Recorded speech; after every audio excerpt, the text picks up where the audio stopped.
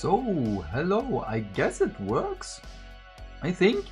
Hi, hello my beautiful hammerhead, and welcome back. So let me just check if this really works or not. Apparently it works? Huh. Okay, let me do this. Does it automatically do the thing? Apparently not. Huh. Okay, wait, let me just test something here. Is it this? Yes. Does this work? Oh.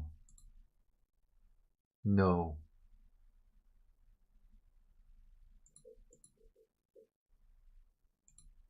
Something is wrong. I have to do this every time? Interesting. Okay. Wait. Oh, you already can see it. That's interesting. I thought this would only come up as soon as I do the thing. I mean, this thing. Interesting. Okay. So now let me check if there is sound. Where's the music? Okay, why is there no music? How did I do this?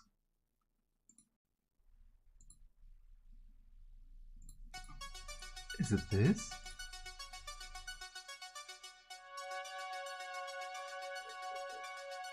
Nice! Okay, it works, finally! So this is still my old PC, by the way.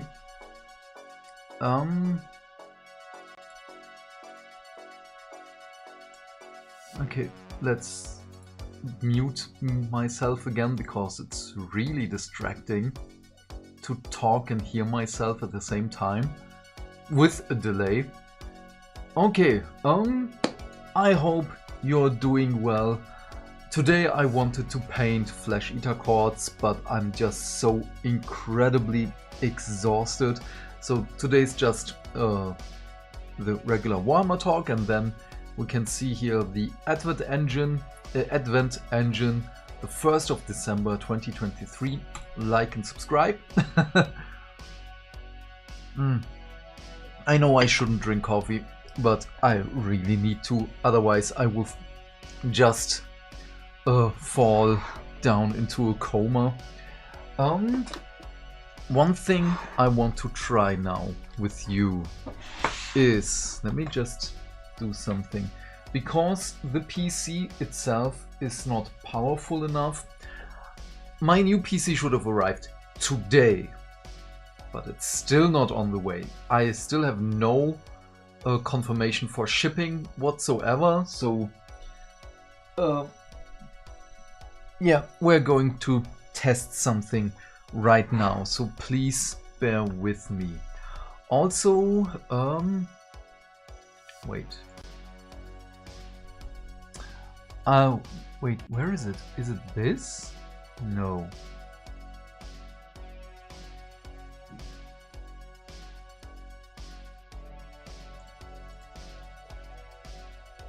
Why doesn't it work?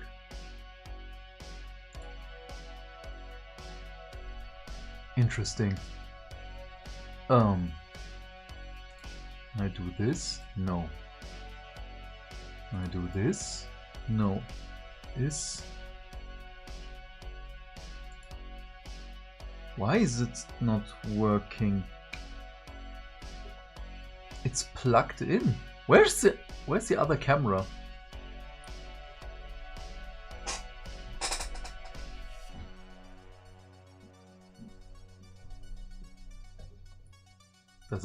Does it now? No. Do I have to? It just says USB camera, but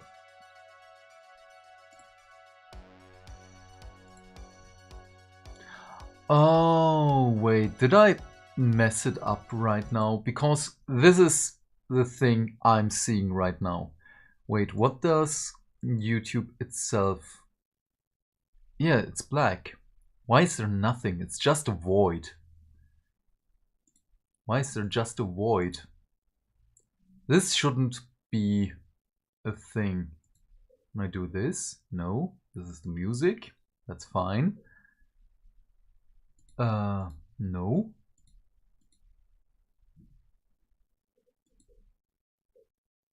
Interesting. I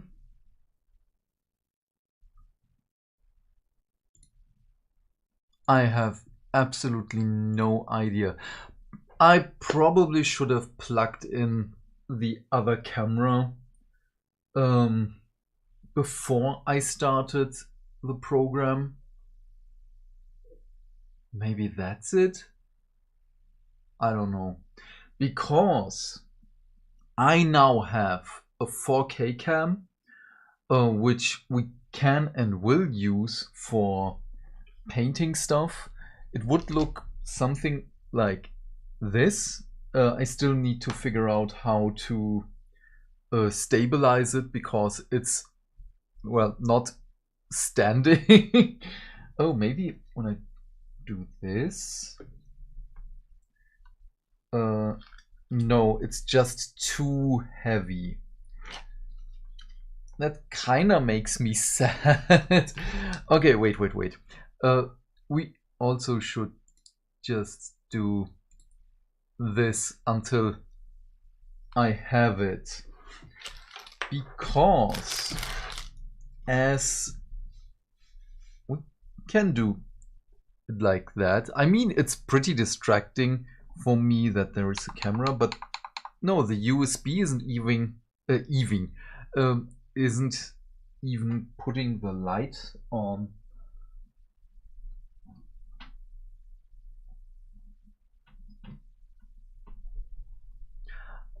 The other possibility is that another USB port is not functioning anymore. But yesterday it did.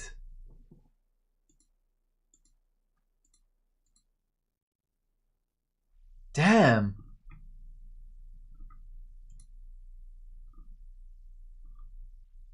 Wait, and the music is gone again. I don't know what the problem is. Okay, at least we have music again.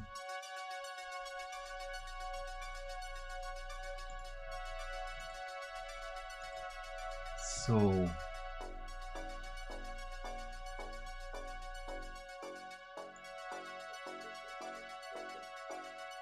wait, let's do that.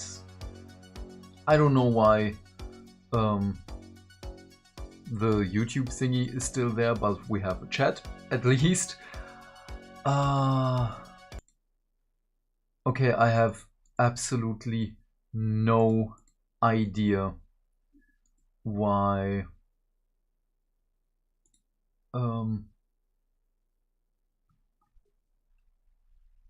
this is... why did my PC arrive today? It would have been so much better. I would have had working stuff. Okay. Go back to sleep camera. You never had a chance to do anything because I wanted to show you something. For tomorrow I prepared 4 Flesh Eater Chords ghouls. 2 I primed in Wraithbone, 2 I primed in Grey Seer. And I kinda overdid it with Grey Seer, but that's fine. I was in a hurry, so I just splooched all over the models with the spray can. Not what I really intended, but still. That is the thing we're going to do tomorrow. Wait.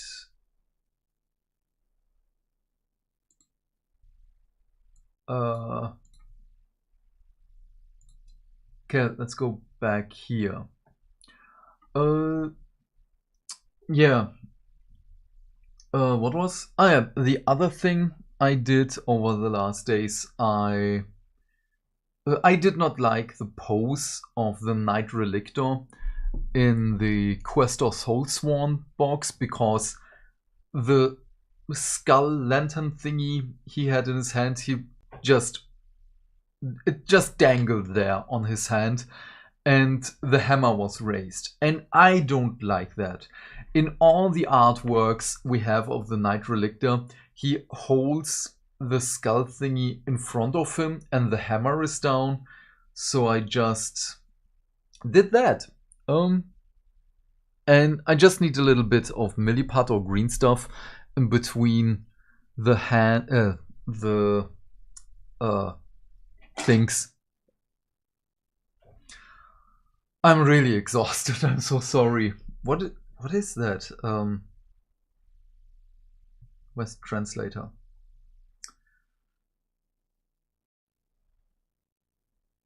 Armpits. Ah, yes. That's really embarrassing. Yeah. Then let's just check this one, because I don't know how much time I have today. As I've said, it was really, really exhausting. Yeah,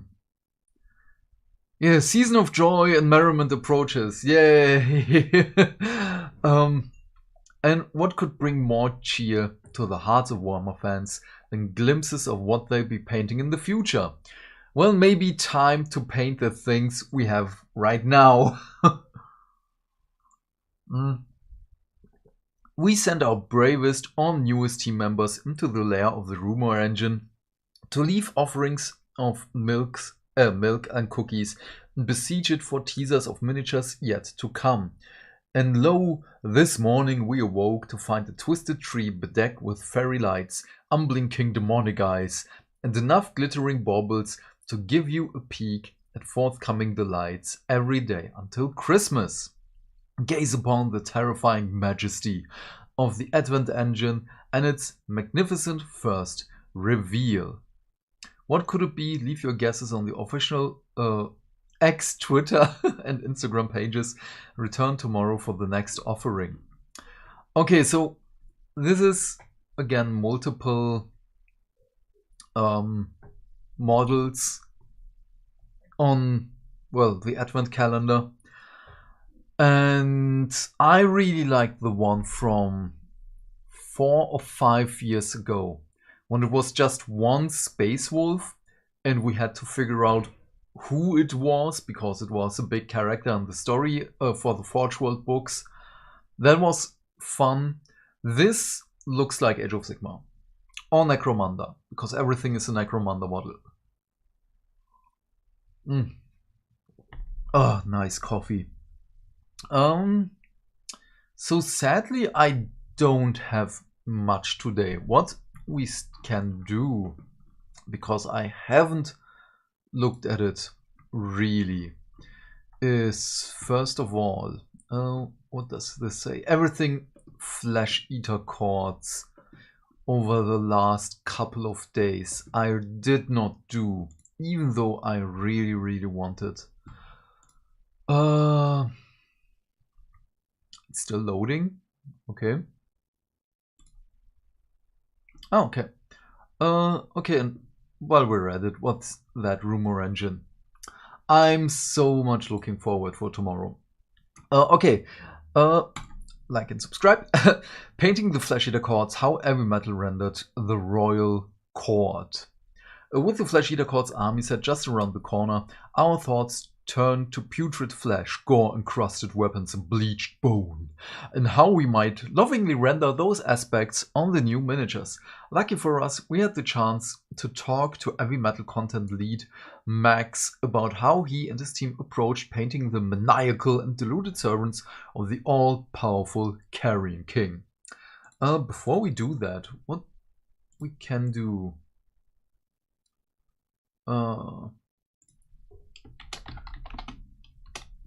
Talking Flesh Eater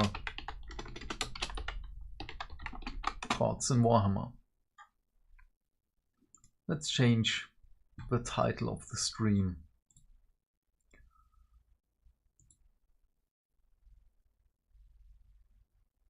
Okay. Yes. Okay. The Flesh Eater cards have arrived in force, and they've brought a number of opportunities and challenges for the Heavy Metal team. The first challenge we came up against was the nature of the model range. They were a subset of the vampire counts in Warhammer Fantasy Battles. Even Seraphon are a fully fledged faction with a pre-existing hierarchy, where each different unit stands out from another. And the Coalesced and Starborn have different color schemes. At the start of Warhammer Age of Sigmar... Oh wait, what we can do...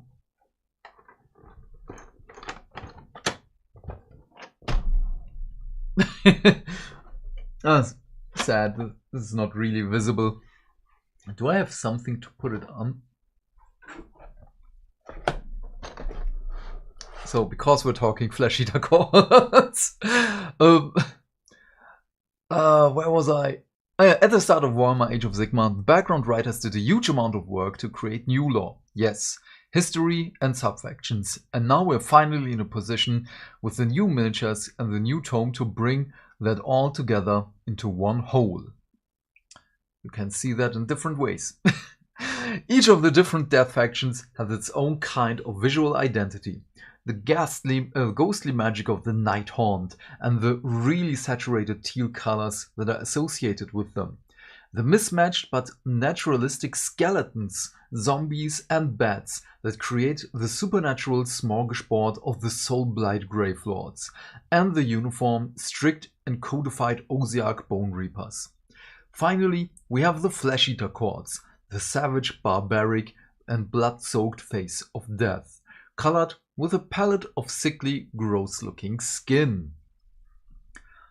Damn, Ushoran is humongous. Wait, this is... Do you see my mouse? Yes. This is very old, this piece here. Also, this is Warcry. Wait, this is the Judge, the Cardinal, the Executioner, Gore Warden, Crypt Horrors. Oh, the Vargulf Courtier. This is a fantastic idea. Holy crap. From the zombie... No, not zombie card. What's it called? Also from Vampire Counts from back then. And now the card for Soulblight Gravelords, where all the dead people and zombies are on. The bring out your dead dude. That they're just spilling out of there. Looks great. Yes. Oh, what is that?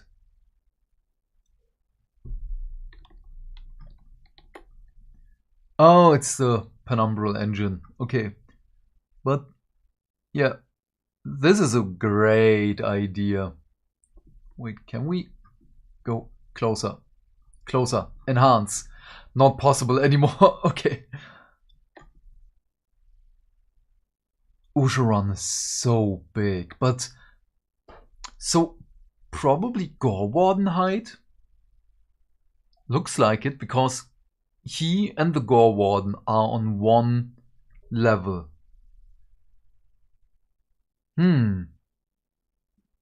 Interesting.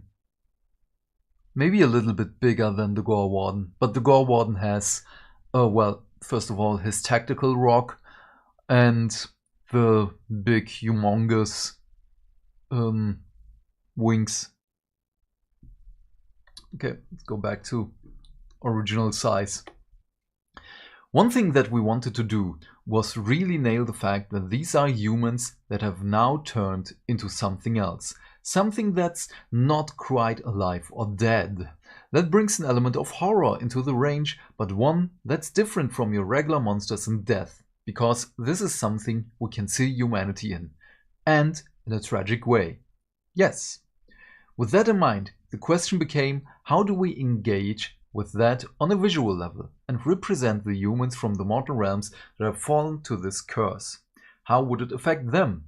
We didn't want to just go, oh, the curse makes you red, or blue, or weird and pale. We spent a lot of time looking at skin tones, trying to remember throughout the whole process that we were painting was that what we were painting was once human. Because of this, we also didn't want to end up in a position where you end up with one singular recipe for the faction. In the Space Marine army, you get breaths of fresh air with chaplains and apothecaries, then you give some variation. So we had to think about what that looks like for ghouls. It's essentially just skin across the board, like fire slayers. So we had to settle on getting some realistic variations of skin tones. We wanted to make sure that the abhorrent ghoul kings as vampires looked exsanguinated and paler as opposed to ghouls, who have more pinkness around the elbows, knees and so on. The suggestion that they are much closer to humans still, even in their ghoulish state. The Royal Beast Flares were completed very early on in the project, and they helped us define the core colors, this has to go, and process we used to render various materials, as well as letting us some boundaries with some of the more extreme skin tones. We enjoyed returning to existing subfactions and finding ways to ramp up the horror feel with how we painted them. Each faction in Warhammer Age of Sigmar has a set of core themes that we always try to stick to. For the Flesh Eater Courts, we felt it was important to double down on the horror aesthetic. This meant that the foul subfactions each needed to bring a unique and interesting hook that aligned with the overarching themes. The Blister Skin, for example, worshipped the sun, which means their pale, sickly skin has areas where it has also extremely burned and sore. The visual communication on their unique hooks in a way that's quite horrifying, which engages with their ghoulish nature. This one looks great. Okay, I can see where they're coming from, but this, he's awesome.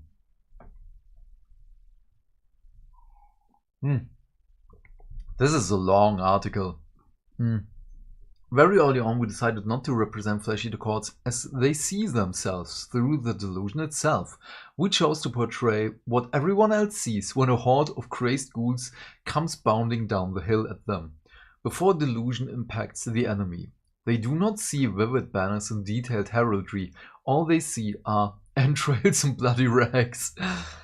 Naturally, there were instances where we could have had a little bit of fun. The Cryptguard banners and the shields of the Morbeck Knights have parodies of nobility rendered out of flesh, bone and blood. We painted markings and different skin tones on the flayed and quartered skin in a way that suggests traditional heraldry. From this, you can envision what the ghoul sees. Instead of some hands nailed to a board covered with splatters of gore, it's intricate heraldry of that duke. Similarly for Grand Justice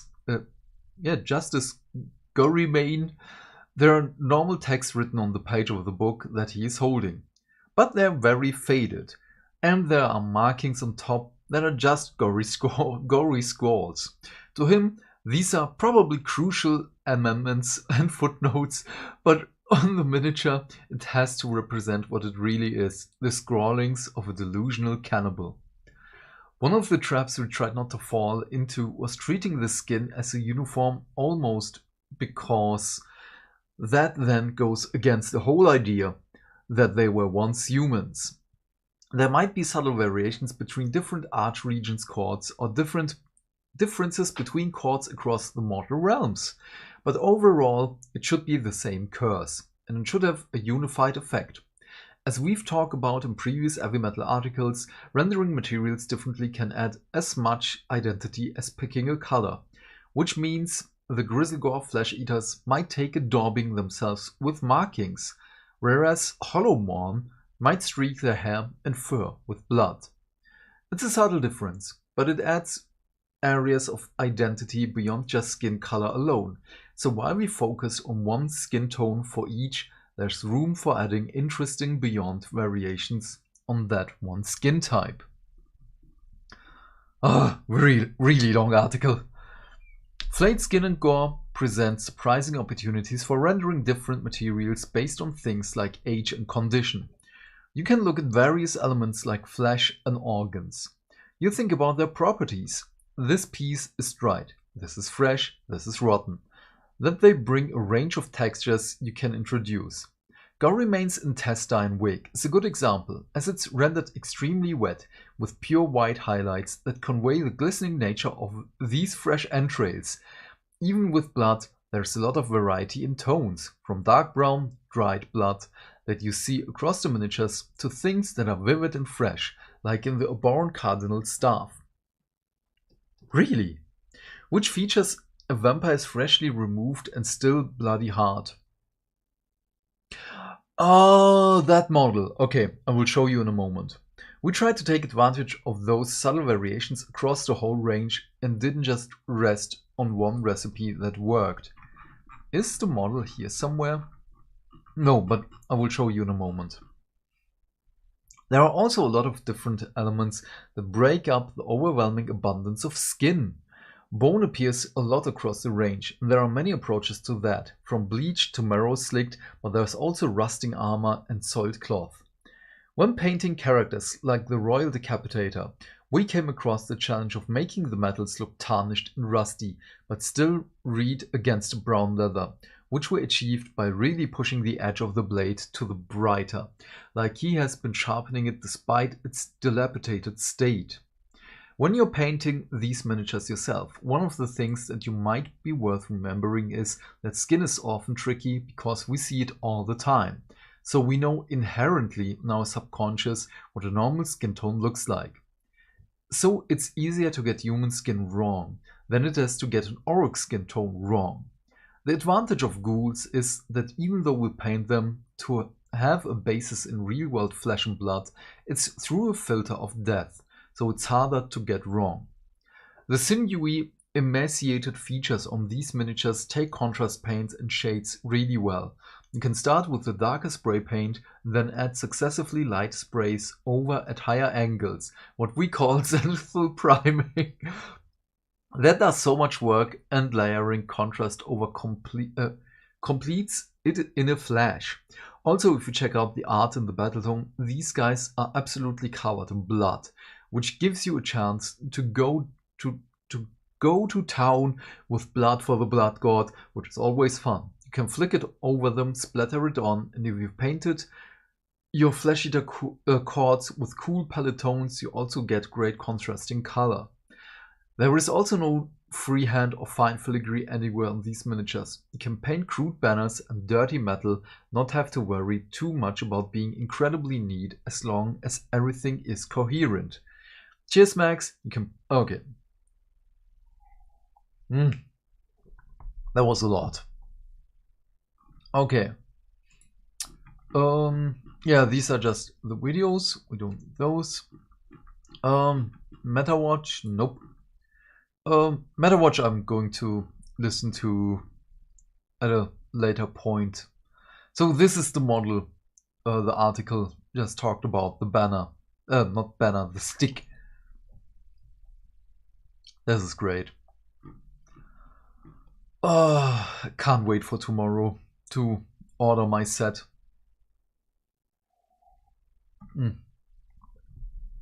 Also for this one. I still don't know how I should paint him. These are, that's why I have the 4 test models. Oshoran is going to be very difficult. I still have to build all the other Mortarks. The only Mortark I've built is Lady Olinda. Out of reach. Wait, where is? Oh yeah, there she is. Okay. You can see her here. No. Wait, here was the rule part. I'm not a rule guy, but still, I have to look at. I'm sorry. I probably should end the stream soon. I'm still extremely exhausted.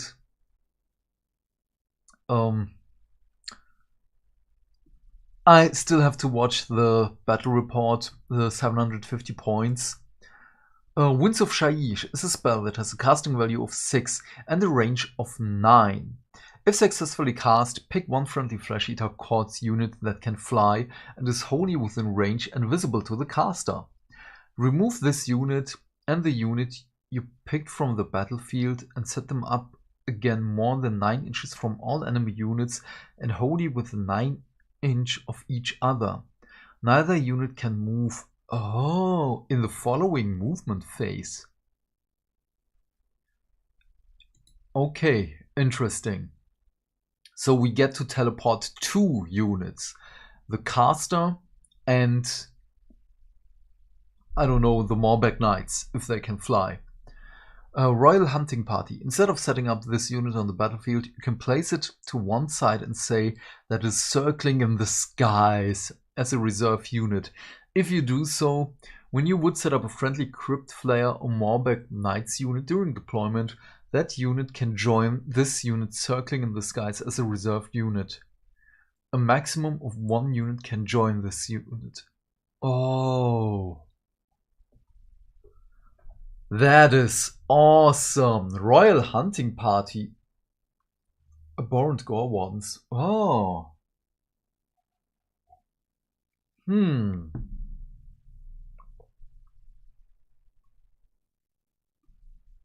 Interesting. The Varghulf Courtier is fast, tough, and dishes out a serious punch in combat. He's got 5 damage 2 attacks and 1 damage 3 attack for a total of 6. But of course, add 1 attack to each weapon if he's affected by his or another hero's feeding frenzy. So it's not just for 1 weapon, that's 8 attacks. Oh yeah, for a total of 8. And thanks to his King's Champion ability, you can add another 2 to each attack if he's hunting infantry, for a total of 12 attacks and a potential output of 28 damage in 1 combat phase. Holy crap! Morbeck Knights are terrifying when they bound in with a shrieking charge, spreading around mortal wounds before combat even begins. The Crypt Guards are surprisingly tanky with a 5+ ward save, and as Royal Bodyguard they help make your heroes tougher too. Combine that with the Standard Bearer halving the amount of models that flee. Oh, I like that. Is that a hint for 4th edition? And it takes a long time to cut them down. Wait. I have to check something.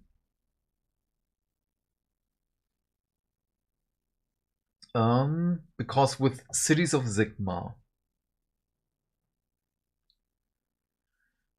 steel helms. The Banner Bearer. Yes, bravery characteristic. Okay, but there was also another hint for 4th edition in the rules. Just can't remember right now. Okay, Shrieking Charge. After this unit made a charge move, you can pick 1 enemy unit within 1 inch. That enemy unit cannot receive the Unleash Hell command in this phase. Oh, in addition, roll 1 dice for each model in this unit. Okay, for each 4+, that unit suffers D3 mortal wounds. Oh, what's more, before a game begins, the Flesh Eater Courts pick a delusion. Dan chose the Feast Day, which meant Feeding Frenzy activated for heroes with 4 Noble Deed points, not the full 6. This turns out to you... Okay, this is a spoiler. I don't want spoiler.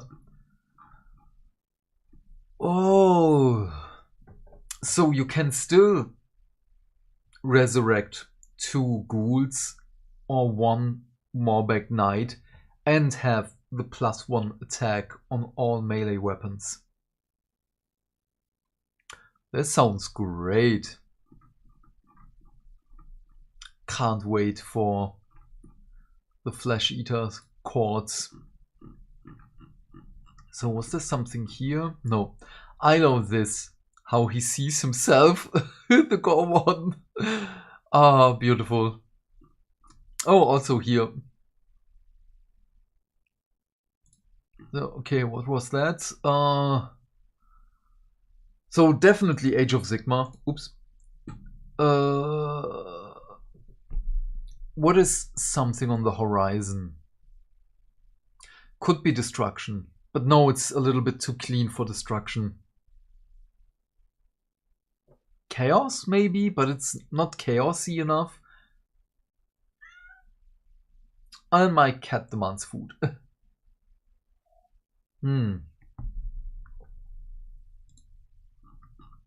Okay, yeah, I'm going to end this here. I'm sorry. It's not what I promised you. But I'm also going to give my cat something to eat and then take a nap. Because I really need to right now.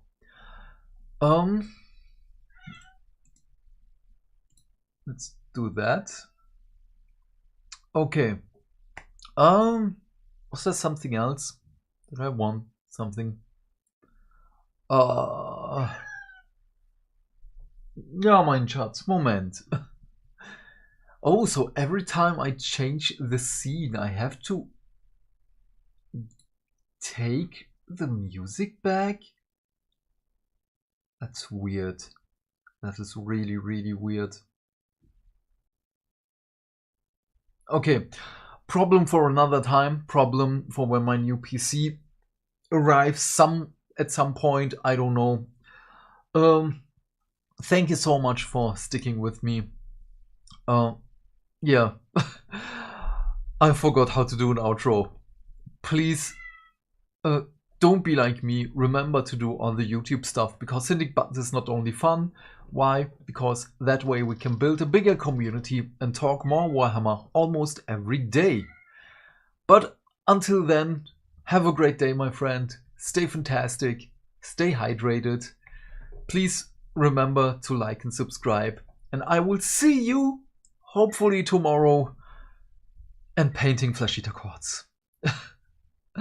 Bye!